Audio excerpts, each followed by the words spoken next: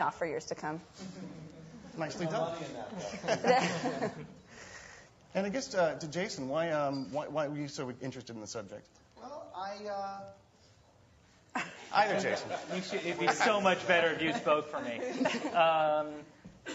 I wasn't interested in the subject, actually. I actually promised myself when I became a filmmaker never to make a high school comedy. I started making short films really young, and I thought, God, I hope I never have to do a high school movie. And a friend called me up one day and said, I just read the most amazing screenplay. It's called JUNO. Said, what's it about? Hold on. And it's a high school movie. I said, oh, please don't send it to me. And he said, no, you got to read it. Sent it to me, and I fell in love with it.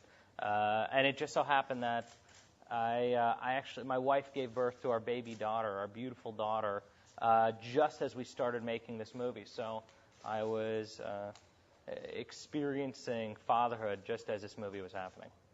And I guess the initial worries about, like, what happens in 16 years?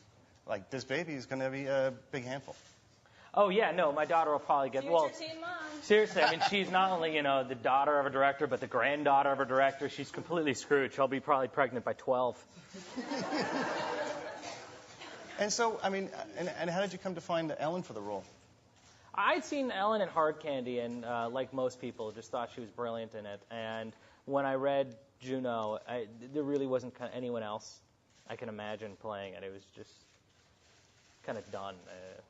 And then I met Ellen and fell in love with her and thought, oh, yeah, this. And I guess to Ellen, what was so attractive about JUNO as a character?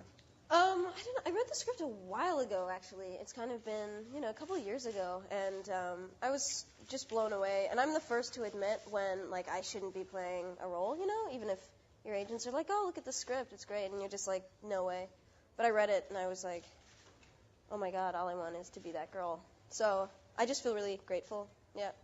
And you think it was fun to find? I mean, certainly it's a very stylized teen argot. If I can use the word argot today, it's a bit early for that.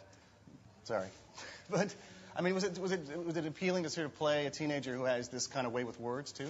Well, I think it's appealing to play someone that's branching outside of typical stereotypes that I think we're really stuck in, and to be a 16-year-old girl in a film and be able to wear sweater vests was a thrill.